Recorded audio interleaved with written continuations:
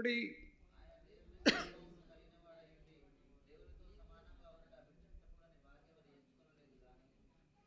మనుషుల పోలికగా పుట్టి దాసుని స్వరూపమును ధరించుకుని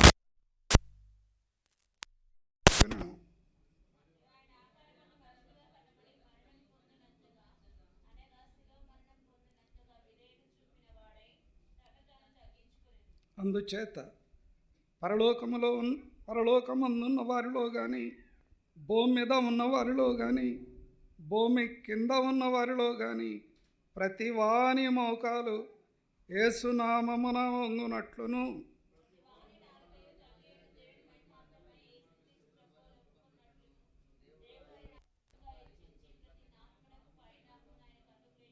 ప్రార్థన. ఈ వాక్య ధ్యానం కొరకు సహోదరులు ఒకరు చేయండి. అది నేమేనా చేసి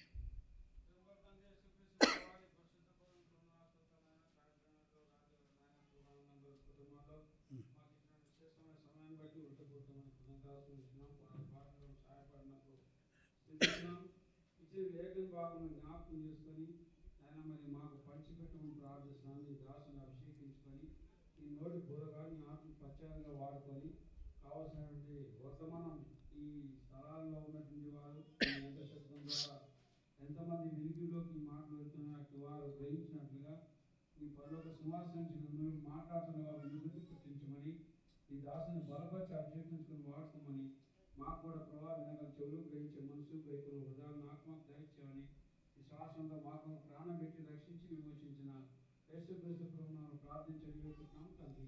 ఆమేన్. ఈ యొక్క వాక్య భాగం బైబిల్లో నుండి ప్రభువు నమ్మిన వారికి, ప్రభువు నమ్మని వారికి వర్తమానం ఉందండి. ప్రభువు నమ్మిన వారు కొంతవరకు బైబిల్లో ఉన్న వాక్యపు వెలుగు సత్యము అందరికి అర్థమైంది. ప్రభువు నమ్మని వారికి కొంచెం అర్థం చేసుకోవడానికి సమయం పడుతుంది. యోహాను సువార్త 3:16 వచనం చదవండి ఒకరు. దేవుడు అనే పదం వచ్చిందండి ఇక్కడ.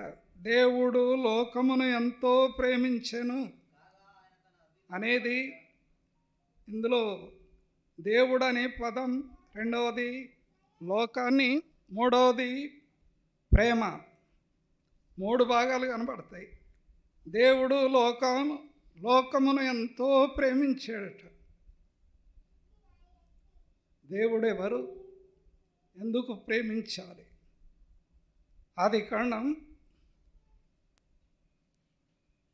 1వ అధ్యాయం 26వ వచనం.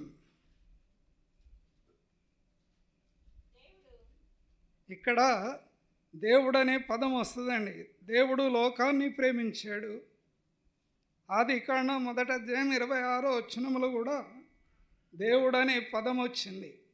దేవుడు మన స్వరూపమందు మన పోలిక చొప్పున నరులను చేయుదము. దేవుడు ఎవరంటే సృష్టికర్త. అదే ఆదికాండం 1వ అధ్యాయం 1వ వచనం. ఆదియందు దేవుడు, ఇది సృష్టి రహస్యం. రెండవది మానవ రహస్యం. ఒకటి సృష్టి, దేవుడు భూమి ఆకాశములను సృజించాడు. రెండవది అదే భూమి మీదకి మానవుని తెచ్చాడు. ఎలా? 26వ వచనం. మన స్వరూపం మన పోలిక చొప్పున నరులను చేయాలి.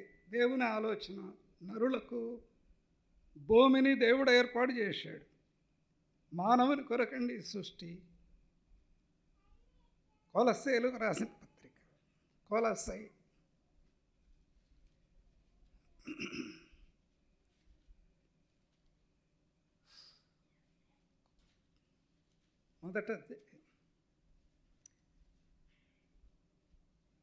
14వ వచనమండి.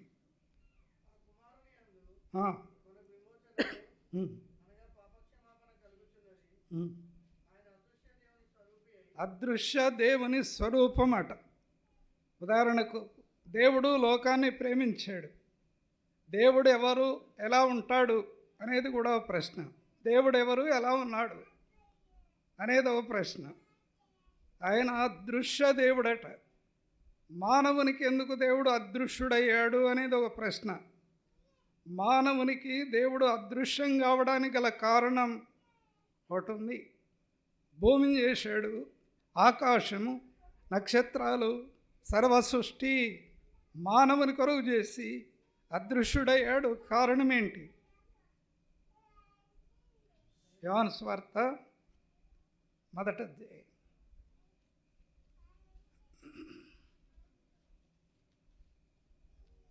18వ వచనమండి.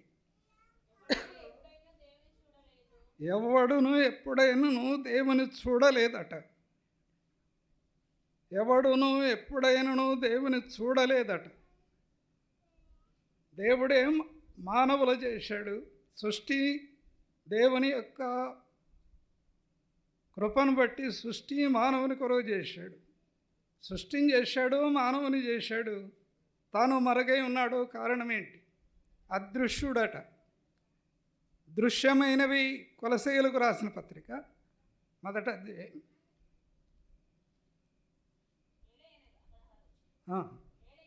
ఏలయనగా ఆకాశమందున్నవి, భూమి అందున్నవి, దృశ్యమైనవి కానీ అదృశ్యమైనవి కానీ, సింహాసనములైన, ప్రభుత్వములైన, ప్రధానులైన, అధికారములైనను ఆయన సృజించాడు. భూమి ఆయనది, మానవులు ఆయన వారు, సర్వ సృష్టి ఆయనది, మనుషులందరూ కూడా ఆయన వారు. ఆకాశం అందున్నవి, భూమి అందున్నవి, దృశ్యమైనవి, అదృశ్యమైనవి. అదృశ్య దేవుని లక్షణాలు తెలియజేయడానికి రాత్రి చేరొచ్చాం మనం. అదృశ్య దేవుని స్వరూపి యేసు ప్రభువారు. యోహాను సువార్త 3వ అధ్యాయం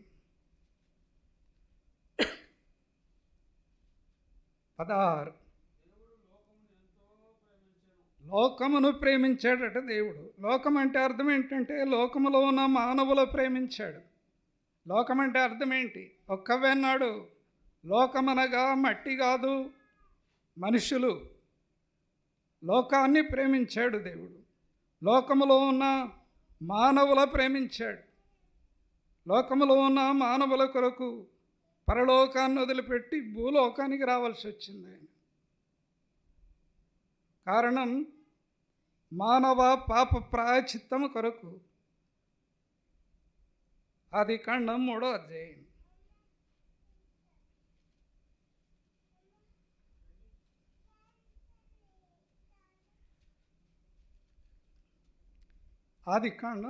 3వ అధ్యాయం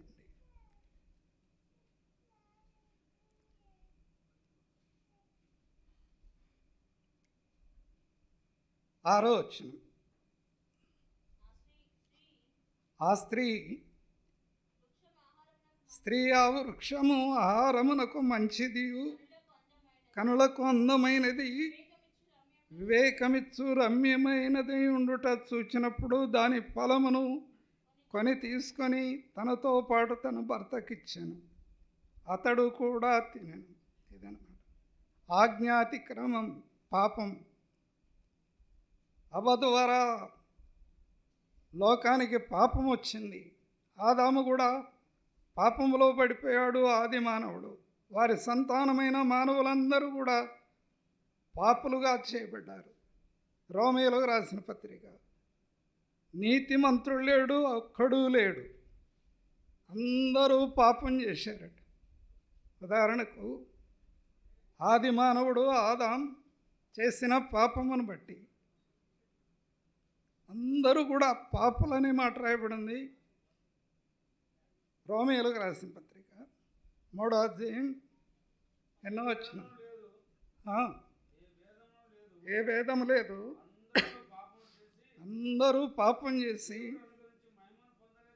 దేవుడు అనుగ్రహించే మహిమను పొందలేకపోతున్నారట. అందుకండి ప్రభు వచ్చాడు లోకానికి. పరలోకము నుండి దేవుడు తన కుమారుని భూలోకానికి పంపాడు. మానవుడిగా యేసు ప్రభు లోకానికి వచ్చాడు. మత్తయి సువార్త 1వ అధ్యాయం 21.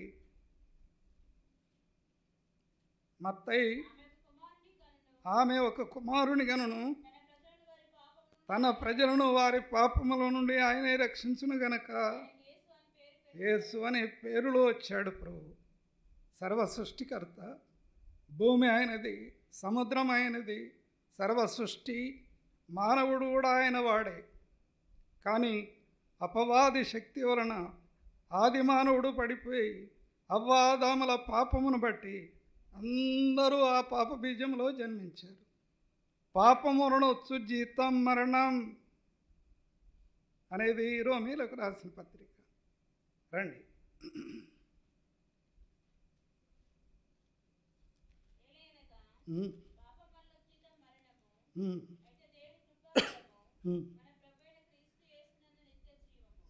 రోమీయులకు రాసిన పత్రిక 6వ అధ్యాయం 23వ వచనం. ఏలయనగా పాపములను వచ్చు జీతం మరణం అంట. పాపం అంటే అర్థం ఏంటండి? పాపం అనే దానికి ఓ నిర్వచనం ఉంది, బైబిల్లో ఉంది. మార్క్స్ వార్త 7వ అధ్యాయం 21వ వచనం. లోపల నుండి అనగా మానవ హృదయంలో నుండి దురాలోచనలు, జారత్వము, దొంగతనము, కామవికారం, మత్సరము, దేవదూషణ, ఆంభావం, అవివేకం, ఇవన్నీ కూడా హృదయంలో నుండి వస్తాయి. మానవుడు హృదయంలో చెడిపోయాడు కాబట్టి దేవునికి దూరమయ్యాడు. దేవుణ్ణి ఎప్పుడు ఎన్నడూ ఎవరు చూడలేదు. కారణం పాపాన్ని బట్టి. యెషయా గ్రంథం 59 మొదటి వచనం.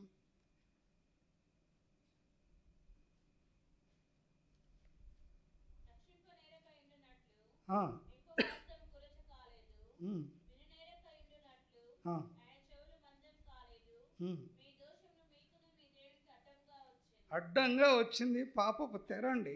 రక్షింపనేరకుండుటకి హస్తము కొరస కాలేదట. పాపం రుణం వచ్చు జీతం మరణం. మానవుడు చనిపోతున్నాడు.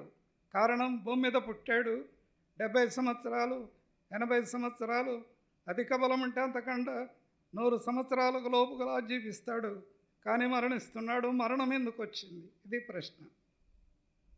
మరణానికి కారణం ఏంటి అనేదో ప్రశ్న. పాపం వలనొచ్చు జీతం మరణము అన్నాడు అనమాట. ఈ మరణం అంతమా? కాదు కదా. మానవునికి మరణం అంతం కాదు. అవతల చరిత్ర ఉంది. ఆ చరిత్రను దేవుడు మార్చి పరలోక రాజ్యానికి వారసులుగా చేయడానికి ఒక ప్రణాళిక దేవుడు చేశాడు. ఆ ప్రణాళిక ఈనాడు మనము ధ్యానించే బైబిల్లోని పవిత్రమైన మార్గం, అదే దైవ మార్గం. యోహాను సువార్త 14:6.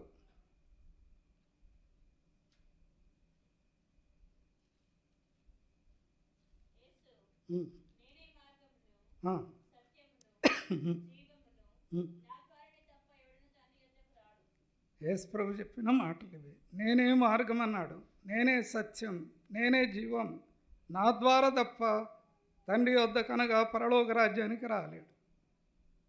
ప్రభు ఒక్కడే మార్గం. ఏంటా మార్గం అంటే భూలోకానికి మానవుడుగా వచ్చాడు. మానవుని పాప ప్రాయచిత్తము కొరకు లోకములో యేసు అనే నామములో జన్మించాడు ఆయన. అదే క్రిస్మస్.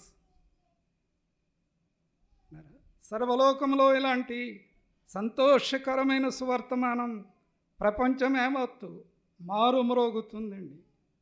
క్రిస్మస్ అంటే క్రీస్తు పుట్టినరోజు. సర్వలోకం ప్రభువును ఆరాధిస్తున్నారు. ప్రభు సువార్త, రక్షణ వార్త ప్రకటిస్తున్నారు. మానవుడుగా దేవాదేవుడు భూలోకానికి వచ్చాడు. ఒక శిశువుగా మారిపోయాడు. కన్యమరియ గర్భములో ఆయన పిండముగా మారిపోయాడు. సర్వోన్నతుని యొక్క శక్తి కన్యకను కమ్మి ఆ గర్భములో నుండి పరిశుద్ధ మానవుడుగా జీవించాడు, జన్మించాడు. రండి లూకా సువార్త.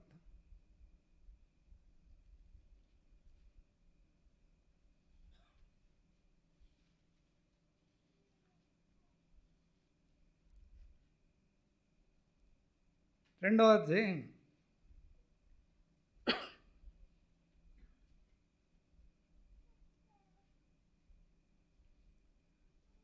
లూకాసు వార్త 2వ అధ్యాయం 11వ వచనమండి. దావీదు పట్టణమందు నేడు మీ కొరకు రక్షకుడు పుట్టి ఉన్నాడు. ఇది వర్తమానం ముఖ్యాంశం. దావీదు పట్టణమందు నేడు రక్షకుడు మీ కొరకు పుట్టి ఉన్నాడు. మానవునికి రక్షణ అవసరమండి. ప్రాముఖ్యంగా ముందు చెప్పిన మాట క్రైస్తవులకు కానీ ప్రభువు నమ్మని వారికి కానీ శుభవార్త ఇది. రక్షకుడుగా భూలోకములో దేవాదేవుడు ఓ మానవుడుగా జన్మించాడు. దావీదు పట్టణమందు అనగా భూమధ్య స్థానములో, ప్రపంచానికి మధ్యస్థానమైన బెత్లెహేములో జన్మించాడు.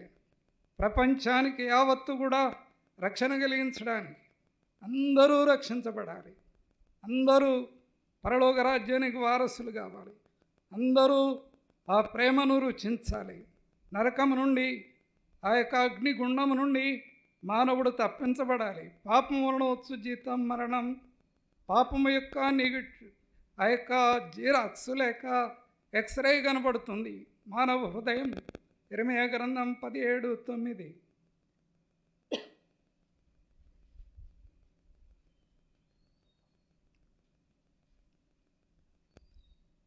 ఇర్మీయా గ్రంథం హృదయం అన్నిటికంటే మోసకరమైంది. అది ఓ డాక్టర్ దగ్గరికి పోతే ఎక్స్రే రాస్తాడండి. రోగం ఏంటి అని ఎక్స్రే రాస్తాడు. ఎక్స్రే వచ్చిన తర్వాత చెప్తాడనమాట పలాని జబ్బు అని. అదే బైబిల్ చెప్తుంది. హృదయం అన్నిటికంటే మోసకరమైంది. చాలామంది చెప్తారు దేవుడు ఎక్కడో లేడు, హృదయంలో ఉంటాడని. ఎలాంటి హృదయం? హృదయం అన్నిటికంటే మోసకరమైంది. ఇంతకుముందే చెప్పాము.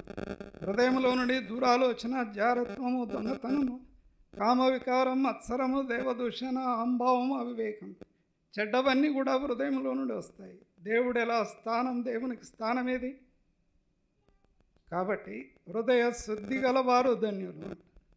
ఆ హృదయం శుద్ధీకరించబడాలంటే దేవుడే మానవుడుగా భూలోకములో రక్షకుడుగా పరిశుద్ధమైన శిశువుగా భూలోకములో పుట్టి రక్త మాంసములు ధరించుకొని లోకములో జన్మించాడు. మానవ పాప ప్రాయశ్చిత్తము కొరకు.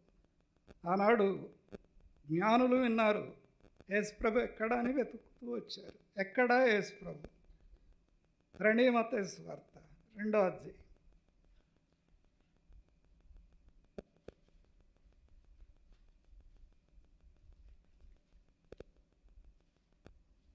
మొదట వచ్చింది.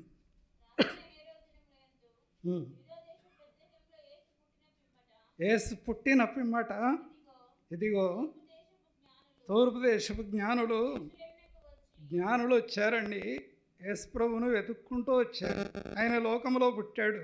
బెత్లెహేము అనే భూమధ్య స్థానంలో పుట్టాడు. తూర్పు నుండి జ్ఞానులు వచ్చారు. యేసుప్రభు ఎక్కడ పుట్టాడు వెతుకుతున్నారన్నమాట. గ్రంథాలు పరిశోధించారు, తిరగా ధ్యానించారు, వాటిని తిరిగేశారు. కానీ బెత్లెహేములో యేసుప్రభు పుట్టాడని వార్త విని జ్ఞానులు వచ్చారు యేసుప్రభును వెతకడానికి. ఆయనను కనుగొన్నది ఎక్కడ? ఇదే ముఖ్యాంశం. జ్ఞానులు వచ్చారు, ఆయనను చూడాలని వచ్చారు. ఆయనను కనుగొన్నది ఎక్కడ అనేది ఒక ప్రశ్న.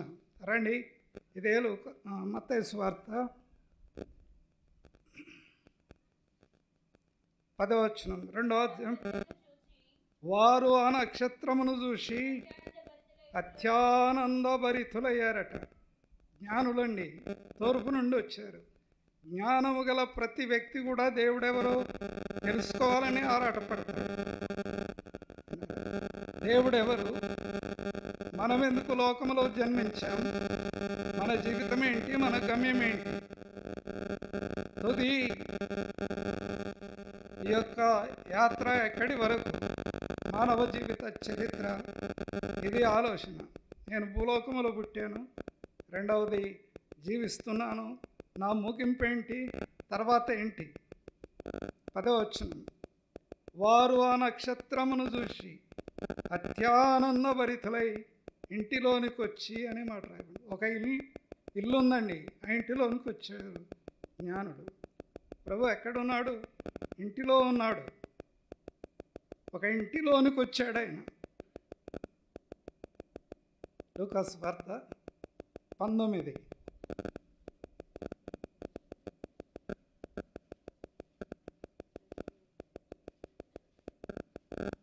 లూకా 19 మొదటొచ్చిన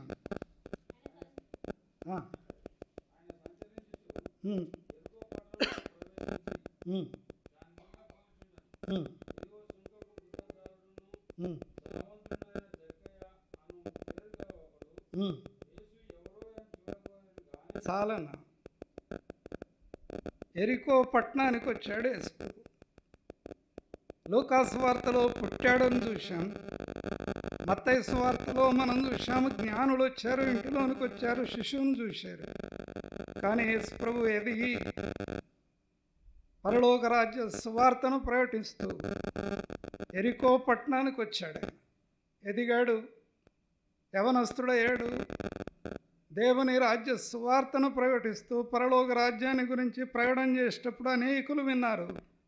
జక్కయ్యకు కూడా ఒక తలంపు వచ్చింది, యేసు ఎవరు అనేది, యేసు ఎవరు చూడాలి అనేది. మేడి చెట్టు ఎక్కాడు. ఈనాడు చాలామంది ప్రశ్న, యేసు ఎవరు? బైబిల్ చెప్తుంది రక్షకుడు అని. బైబిల్ చెప్తుంది పాపులను రక్షించుట క్రీస్తు యేసు లోకానికి వచ్చినను వాక్యము నమ్మదగింది, పూర్ణాంగీకారమునకు యోగ్యమనై ఉన్నది. పాపుల రక్షకుడు ఆయన.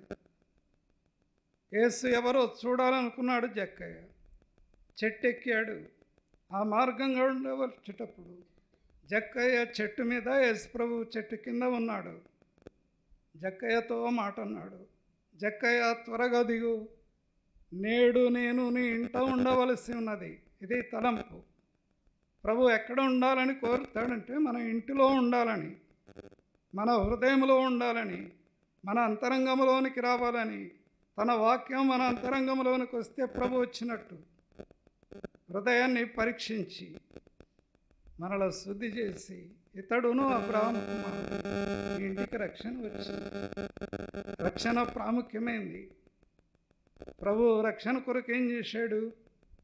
భూలోకానికి ఒక శిశువుగా జన్మించి ఎదిగి 33 సంవత్సరాలు జీవించి పరలోక రాజ్యాన్ని గురించి సువార్త ప్రకటించి, రోగుల స్వస్థపరిచి, సముద్రం మీద నడిచి, చచ్చిన వారిని లేపి, సకల విధములైన సూచనలు కనపరిచి, దేవుని కుమారుడు అనేది నిరూపించి, పాప ప్రాయచిత్తము కొరకు శిలువలో బలైపోయి రక్తాన్ని గార్చి, ఆ రక్తాన్ని పాపల విమోచన క్రయధనమని చెప్పి మరణించి సమాధి చేయబడి తిరిగి లేచాడు. ప్రభునందు విశ్వాసముంచిన ప్రతి బిడ్డ క్రీస్తు రక్తము ద్వారా కడగబడితే పరలోక రాజ్యములో ప్రవేశం. రండి ముగింపులోనికి. యోహాను పత్రిక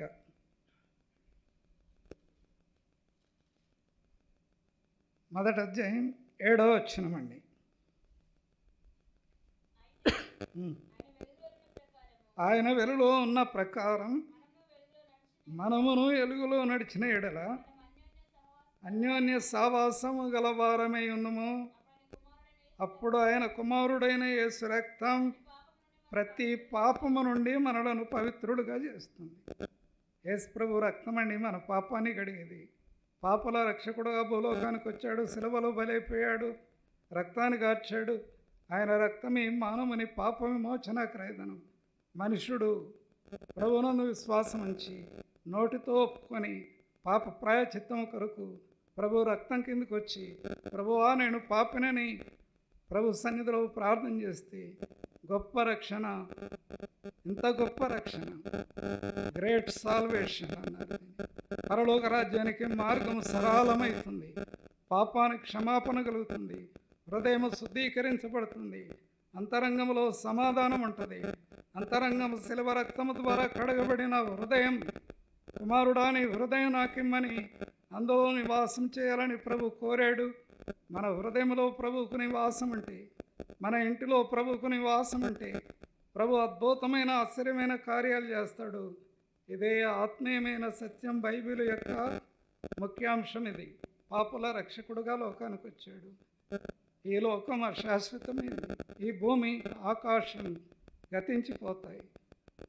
పరలోక రాజ్యం శాశ్వతం. ప్రభువునందు విశ్వాసం ఉంచిన వారు పరలోక రాజ్యానికి అర్హులవుతారు.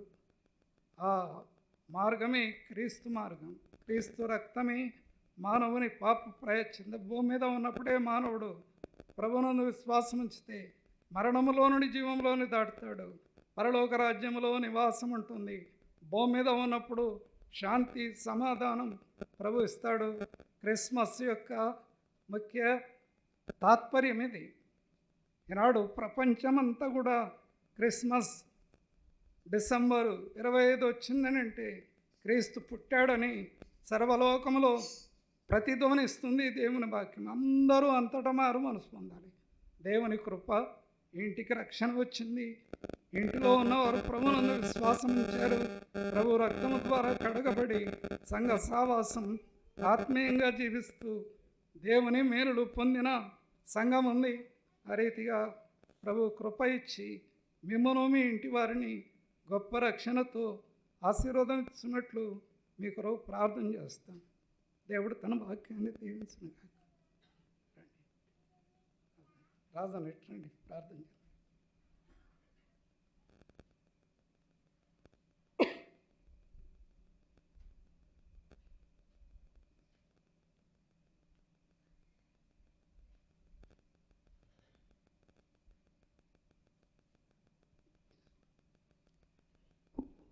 ప్రియా నార్కట్పల్లి ప్రజలకు తెలియపరిచింది ఏమనగా, డిసెంబర్ మాసంలో క్రిస్మస్ సందర్భంగా ప్రభు సువార్త ప్రకటించాలని భారం ఇచ్చిన వారు సంఘముగా ఈ దినము కృపానందమన్న రాంగ్లేశ్వరక కుటుంబంలో ఈ దేవుడు గొప్ప కార్యం చేసి సాయంకాలంలో మీటింగ్ అరేంజ్ చేసినాడు దేవుడు. ఇంకా అలాగనే ఇంకా ఎవరైనా ఎక్కువ తెలుసుకోవాలంటే మన పక్కనే ఆర్టిస్ట్ క్వార్టర్ ఓరేపు ప్రార్థన మందిరం ఉంటుంది. క్రిస్టియన్ కాలనీ, చర్చి కాలనీ అంటాం. అక్కడికి వస్తే ఏదైనా మీ సమస్యలు ఉన్నా, మీకు నెమ్మది సమాధానం కావాలన్నా అక్కడ దైవ సేవకులు ఉంటారు. దైవ సేవకులు మీకోసం ప్రార్థన చేస్తారు. అప్పుడు మీరు ఎంతో సమాధానంతో ఉంటారు. ఈ గొప్ప ఒక యొక్క బోధ కాదు కానీ ఆదికాండం 40:27 వచ్చి కూడా చదవండి. స్టీఫెన్ ఎక్కడున్నాడు? స్టీఫెన్ లేడా? చదువు. ఆదికాండం 40:27 వచ్చిన